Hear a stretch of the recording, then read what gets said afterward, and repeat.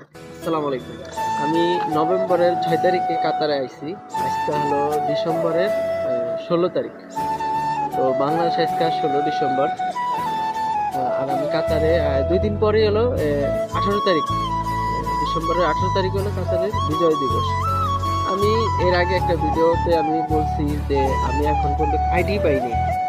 তো আল্লাহর রহমত আমার উপরে যে কারণে আমি ১ মাস ১২-১৩ দিয়ে ১ মাস ৬-৭ দিন পরে হইলো প্রায় ১.৫ মাসের কাছাকাছি আমি একটা এই আইডিটা পাইছি। এই যে আমার আইডি কার্ড।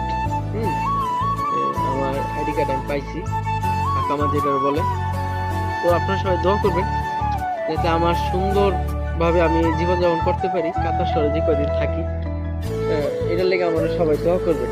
আর এখন কাতারে আবহাওয়াটা অনেক ঠান্ডা, আমার লেগে একটু সমস্যা হইতেছে, কারণ এই ঠান্ডা এই গরম।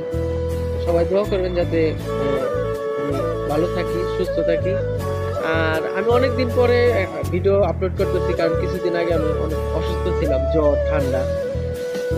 সবাই আমাকে দোয়া করবেন। কাট পেয়ে গেছি, ভালো থাকবেন। আল্লাহ হাফেজ।